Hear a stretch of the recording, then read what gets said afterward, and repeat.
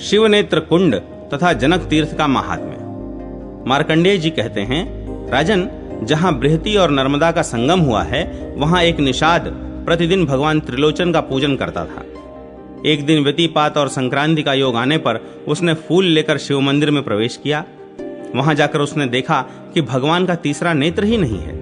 उसके चित्त में बड़ा विस्मय हुआ और वह सोचने लगा, किस पापात्मा ने भगवान के नेत्र का अपहरण किया है।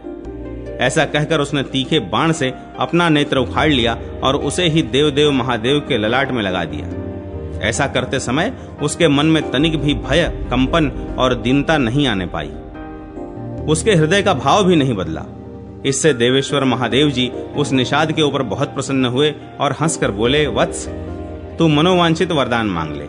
भगवान शिव के प्रसाद से उसकी बुद्धि और प्रकार की हो गई, अर्थात निर्मल हो गई, और वह उन्हें साष्टांग प्रणाम करके बोला, देवेश्वर, ये सभी निषाद अपने मृग, पक्षी, पशु, अपने पुत्र और स्त्री आदि परिवार के साथ आपके प्रसाद से आपके ही लोक में जाएं, तथा अन्य जितने पाप योनि हों उनकी भी ऐसी ही गति हो। महादेव जी बोले, मेरे प्रसाद से तुम सब कामनाओं को प्राप्त करोगे। ऐसा कहकर भगवान शिव वहीं अंतर्ध्यान हो गए। तदनंतर सेवकों सहित वह निषाद इस तीर्थ के प्रभाव से शिव जी के धाम में चला गया। राजन, यह तुमको शिव नेत्र कुंड का महात्म्य बताया गया है।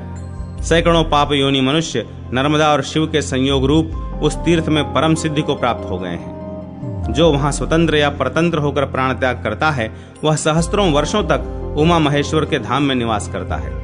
इस प्रसंग को सुनने और कहने से भी मनुष्य भव बंधन से मुक्त हो जाता है। नर्मदा के उत्तर तट पर एक परम उत्तम तीर्थ है जो सब सिद्धियों को देने वाला है।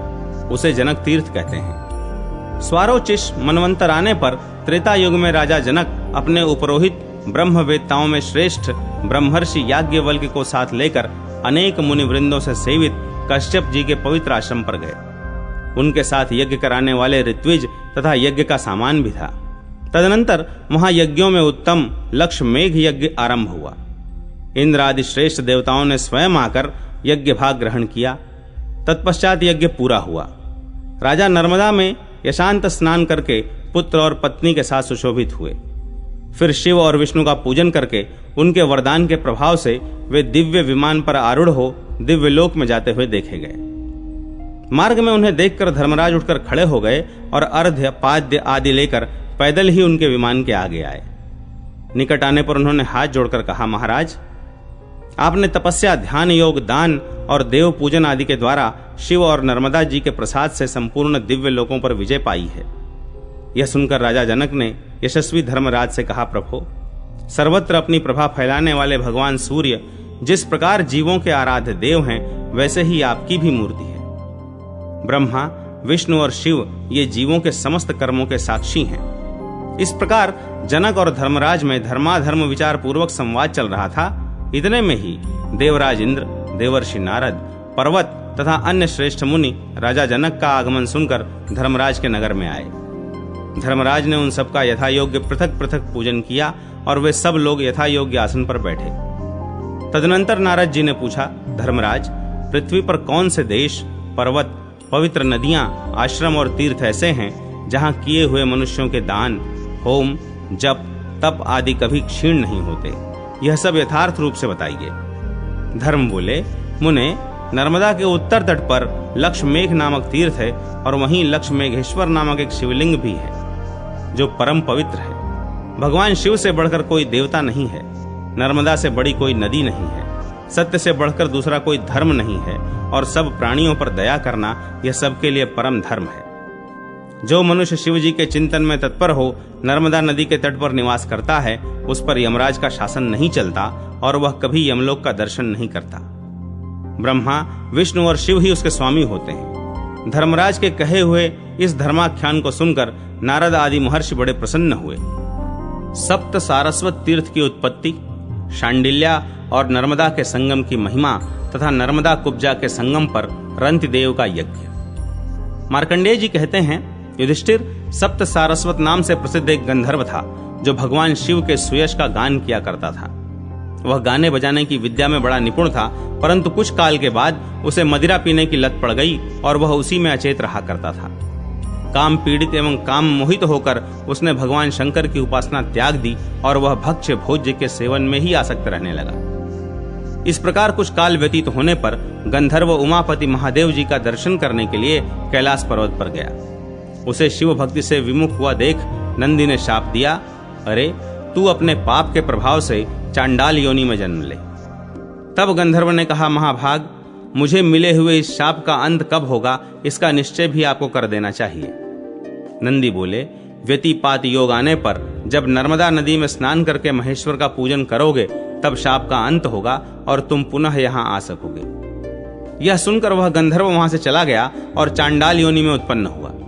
उस योनि में भी उसे अपने पूर्व जन्म का स्मरण बना रहा और वह तीर्थ यात्रा के प्रसंग से पर्वत, वन और काननों सहित संपूर्ण पृथ्वी पर विचरण करने लगा। दैव योग से नर्मदा के तट पर आया। वहां उसने शंकर स्थंडिल में जाकर भांति भांति के पुष्प आदि उपचारों से भगवान शिव का पूजन किया। गंधर्व की भक्ति जानकर भगवान शिव उसके सामने प्रत्यक्ष प्रकट हुए। उसी स्थंडिल से जल में परम पावन शिवलिंग के रूप में उनका प्रादुर्भाव हुआ। महादेव जी बोले, महाभाग, तुम्हारे मन में जो इच्छा हो उसके अनुसार वर मांगो। गंधर्व ने कहा, महेश्वर, आपके प्रसाद से भूमंडल में यह स्थान मेरे नाम पर सप्त सारस्वत तीर्थ के रूप में विख्यात हो और यह शिवलिंग भी सारस्वत लिंग कहलाए। जो पापी, चांडाल एवं नराधम पशु पक्षियों की योनि में पड़े हों वे भी इस तीर्थ के प्रभाव से पाप मुक्त हो स्वर्गलोक में चले जाएं। एवमस्तु कहकर भगवान महेश्वर अंतर ध्यान हो गए तथा वह गंधर्व भी शाप मुक्त हो शिवलोक को प्राप्त हुआ। जो मनुष्य सप्त सारस्वत तीर्थ में स्नान करके भगवान वृषभ ध्वज की पूजा करता है वह अपनी 21 पीढ़ियों का उद्धार करके स्वर्गलोक में प्रतिष्ठित होता है। जो वहां स्नान करते हैं वे स्वर्ग में जाते हैं और जिनकी वहां मृत्यु हो जाती है वे पुनर्जन्म से मुक्त हो जाते हैं। शांडिल्य और नर्मदा का संगम सब पापों को हरने वाला और श्रेष्ठ तीर्थ है। वहीं शांडिलेश्वर लिंग भी है। उस तीर्थ में स्नान करके महादेव जी की पूजा करने से मनुष्य फिर कभी कर्म भूमि में जन्म नहीं लेता। वहां तिल और जल की अंजलि देने तथा भविष्य का पिंडदान करने से पितर 14 इंद्रों के समय तक तृप्त रहते हैं। उस तीर्थ में शांडिल्य, कौंडित्य, मांडव्य, कौशिक, कश्यप और भृगु ये तथा अन्य भी बहुत से महर्षिगण जप और ध्यान में तत्पर रहते हैं। वहां 60,000 मुनियों ने उग्र तपस्या का अनुष्ठान किया है। शांडिल्य और नर्मदा के संगम में शांडिल्य जी का आश्रम बहुत मनोहर है। लोक में वह शांडिल्यपुर के नाम से प्रसिद्ध है।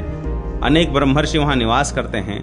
नर्मदा के दक्षिण तट पर द्वादशादित्य तीर्थ, देवदारु तीर्थ और देववन तीर्थ हैं। द्वादशादित्य तीर्थ सब पापों का नाश करने वाला है। वहीं ज्ञान स्वरूप सिद्धिलिंग में महादेव जी स्थित हैं। उसी तीर्थ में कनका को मोक्ष देने वाला कल्याण में कनकेश्वर लिंग है। वहीं ज्वरेश्वर लिंग है जहां ज्वर का अभाव है। उसके पास ही पंच ब्रह्मेश्वर लिंग है जो सब पापों से मुक्त करने वाला है। पंच ब्रह्मेश्वर, पुष्पेश्वर तथा स्थंडिलेश्वर ये 3 लिंग वहां प्रधान हैं। नित्य नैमित्तिक कार्य में चंद्र ग्रहण और सूर्य ग्रहण के समय श्रद्धा पूर्वक संगम में स्नान करके तीनों लिंगों का पूजन करने से पितर स्वर्ग लोक में जाते हैं। नर्मदा के दक्षिण भाग में गोप्य लिंग है।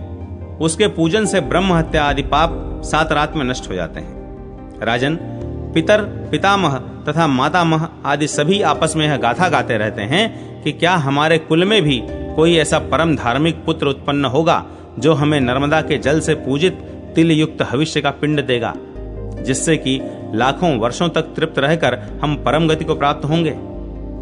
नर्मदा और कुब्जा के संगम में स्नान करने के लिए सोमवती अमावस्या प्रसिद्ध पर्व है। एरंडी और चंडवेगा का जहां नर्मदा नदी से संगम हुआ है वहां स्नान करने के लिए सोमवती अमावस्या, व्यतिपात, संक्रांति, वैधृति योग, विषुव योग, दक्षिणायन और उत्तरायण के प्रारंभिक दिन ये पर्व उत्तम माने गए हैं। अमावस्या को स्नान करने से 20 गुना पुण्य होता है। व्यतिपात योग में 100 गुना, संक्रांति काल तथा वैधृति योग में 50 गुना और सोमवती अमावस्या एवं चंद्र ग्रहण के समय कुरुक्षेत्र से 100 गुना पुण्य होता है। यह साक्षात महादेव जी का कथन है। वहां बिल्वाम्र नाम से प्रसिद्ध एक सिद्धिलिंग है जो ब्रह्म हत्या का नाश करने वाला है। उसके दर्शन और स्पर्श से मनुष्य शिवलोक में प्रतिष्ठित होता है। जो सोमवती अमावस्या के दिन वहां प्राण त्याग करता है वह महादेव जी के कल्याणमय धाम में निवास करता है। राजन, अयोध्या के चक्रवर्ती नरेश श्रीमान रंतिदेव इंद्र के तुल्य महापराक्रमी राजा थे। वे समस्त धर्मात्माओं में श्रेष्ठ माने जाते थे। उनके राज्य में मनुष्यों को शोक, मात्सर्य, रोग और दारिद्र्य का दुख नहीं होता था। सब प्रजा दीर्घायु तथा धन धान्य से संपन्न थी। गौएं स्वयं ही इच्छा के अनुसार दूध देती थीं और पृथ्वी सदा हरी भरी खेती से सुशोभित रहती थी। इस प्रकार पृथ्वी का पालन करते हुए राजा रंतिदेव ने अपने पुरोहित मुनिवर वशिष्ठ जी से पूछा, महामुने, किस तीर्थ में निर्विघ्नता पूर्वक यज्ञ की सिद्धि होती है? मुनिवर वशिष्ठ ने कहा, राजन, पुराण में सब तीर्थों से बढ़कर उत्तम तीर्थ उसी को बताया गया है जहां नर्मदा नदी बहती है। तब राजा ने सेवक, मंत्री और पुरोहित को आज्ञा देते हुए कहा, यज्ञ का सामान शीघ्र ही तैयार किया जाए। तत्पश्चात दूतों को भिन्न भिन्न देशों में शीघ्र जाने की आज्ञा देते हुए कहा, समस्त राष्ट्र में यह घोषणा करा दी जाए कि सब राजा मेरे यज्ञ में पधारें। रंतिदेव की आज्ञा से सभी सामंत नरेश उस यज्ञ में सम्मिलित होने के लिए आए। महाराजा रंतिदेव भी अपनी रानी और यज्ञ सामग्रियों के साथ दिव्य रथ पर आरूढ़ हो नर्मदा के तट पर गए। वहां यज्ञ मंडप, यज्ञ कुंड और यज्ञ के यूप सभी सुवर्णमय बनाए गए थे। नाना प्रकार के भक्ष्य, भोज्य पदार्थ और पकवान तैयार किए गए थे। महाराज ने अपनी धर्मपत्नी के साथ यज्ञ की दीक्षा ली। तदनंतर नर्मदा के सुंदर तट पर उनका यज्ञ प्रारंभ हुआ। उसमें धूम रहित अग्निदेव प्रत्यक्ष प्रकट होकर प्रज्वलित हो रहे थे। ब्रह्मा और इंद्र आदि देवता, लोकपाल, मरुदगण, विश्वदेव, साध्य, वसु, चंद्रमा, सूर्य, नदियां, समुद्र, पर्वत, सब तीर्थ, मातृगण, सिद्ध, गंधर्व, यक्ष, नाग, राक्षस, उमा सहित शिव तथा देवेश्वर विष्णु, इन सब के लिए राजा ने पृथक पृथक यज्ञ भाग दिए। कुब्जा और नर्मदा के संगम की महिमा। हरिकेश ब्राह्मण का परिवार सहित ब्रह्म राक्षस योनि से उद्धार। मार्कंडेय जी कहते हैं, शालग्राम क्षेत्र में हरिकेश नाम से विख्यात एक श्रेष्ठ ब्राह्मण रहते थे। वे शील और उच्च वृत्ति से जीवन निर्वाह करते थे। बड़े ही धर्मात्मा और सत्यपरायण थे। उनकी धर्मपत्नी ब्राह्मणी भी उत्तम व्रत का पालन करने वाली, यशस्विनी, पतिव्रता, परम सौभाग्यवती और पति सेवा में संलग्न रहने वाली थी। वह स्त्री समय पर रजस्वला हुई और ब्राह्मण ने ऋतुकाल में उसके साथ सहवास किया। ब्राह्मणी के गर्भ से 100 पुत्र उत्पन्न हुए। वे सभी कपिलापुर में रहते थे। ब्राह्मण देवता शिलोंच वृत्ति के प्रयोग से एक प्रस्थ अन्न प्रतिदिन उपार्जन करते थे। इससे उनके बच्चे भूख से दुर्बल होकर बड़े करुण स्वर में रोते रहते थे। बालकों को भूखा देख माता शोक और पीड़ा से व्याकुल रहती थी। एक दिन वह अत्यंत दुख से कातर हो पति से बोली, आर्यपुत्र, बूढ़े माता पिता, साध्वी पत्नी और छोटी अवस्था वाले बालक, इन सब का प्रयत्न पूर्वक भरण पोषण करना चाहिए। यही सनातन धर्म है। यूं तो सभी पोष्य वर्ग का भरण पोषण आवश्यक है, परंतु पुत्रों के पालन पोषण पर तो विशेष ध्यान देना चाहिए। युधिष्ठिर, ब्राह्मणी का यह वचन सुनकर हरिकेश जी शोक से विह्वल हो उठे और इस प्रकार बोले, देवी, मैं गांव गांव में भीख मांगकर सबके लिए पृथक पृथक बांटकर उत्तम अन्न देता ही हूं। दूसरी कोई वृत्ति करता नहीं, फिर अधिक अन्न मैं कहां से लाऊं? ब्राह्मणी बोली, यदि बालक और वृद्ध भूख से पीड़ित हों तो बाल हत्या के समान पाप लगता है। अतः दान ग्रहण करके भी अपने बालकों का पालन पोषण करना चाहिए। कहते हैं, कुरुक्षेत्र में अयोध्या नरेश महाराज अम्बरीश का कोई महान यज्ञ हो रहा है। वहां दान लेने के लिए बहुत से शालग्राम निवासी ब्राह्मण गए थे। वहां से गौएं, सुवर्ण और धन पाकर वे सब लोग लौटे हैं। जहां सब शालग्राम निवासी ब्राह्मण गए थे, वहां आप भी जाइए। तब पुत्रों के भरण पोषण की इच्छा से हरिकेश जी भी ब्राह्मणी और बालकों को साथ ले राजा अम्बरीश के महायज्ञ में गए और जहां ऋत्विक लोग बैठे थे, वहां उन्होंने यज्ञ मंडप में प्रवेश किया। महाराज अम्बरीश ने उन श्रेष्ठ ब्राह्मण को देखकर मस्तक झुकाया और अर्घ्य पाद्य के द्वारा उन सबका पूजन किया। तत्पश्चात उन्होंने कहा, विप्रवर, आप पत्नी और पुत्रों के साथ यहाँ किस लिए आए हैं? आपने आतिथ्य के समय यहाँ पदार्पण किया है, अतः जो उचित एवं आवश्यक वस्तु हो उसे मांगिए। ब्राह्मण ने कहा, राजन, आप मेरे एक एक पुत्र को 100-100 वर्षों की जीविका के लिए पर्याप्त धन दीजिए। साथ ही यज्ञ और होम के लिए उत्तम धेनु तथा सुवर्ण के भार से विभूषित 10,000 गौएं प्रदान कीजिए। इसके अतिरिक्त 1 करोड़ स्वर्ण मुद्राएं तथा उत्तम उत्तम वस्त्र और आभूषण अर्पण कीजिए। ब्राह्मण की यह बात सुनकर महाराज अम्बरीश ने बड़ी श्रद्धा के साथ वह सब कुछ उन्हें समर्पित किया और अपनी सवारियों से उन्हें शालग्राम स्थान तक पहुंचा दिया। इस प्रकार उस महान यज्ञ को परिपूर्ण करके वे राजर्षि दीर्घ काल तक देवताओं की भांति आनंद भोगते रहे। इधर हरिकेश ब्राह्मण अपनी पत्नी और पुत्रों के साथ अनेक प्रकार के भोग भोग कर कालांतर में मृत्यु को प्राप्त हुए। मरने के पश्चात उन्हें निर्जल मरु प्रदेश में ब्रह्म राक्षस होना पड़ा। राजा का प्रतिग्रह दोष युक्त होता है, उसे लेने से फिर मानव जन्म दुर्लभ हो जाता है। जो द्रव्य के लोभ से मोहित और विषय लोलुप होकर राजा का दान ग्रहण करता है, उसका रौरव नरक में गिरना अवश्यंभावी है। वह ब्रह्म राक्षस अपनी स्त्री और पुत्रों के साथ कुरुक्षेत्र को गया और 12 वर्षों तक भूखा रहकर इस चिंता में पड़ा कि क्या करूं, मेरा यह शरीर किसी प्रकार छूट नहीं पाता। अब मैं अपने पाप की शुद्धि के लिए अग्नि में प्रवेश करूंगा।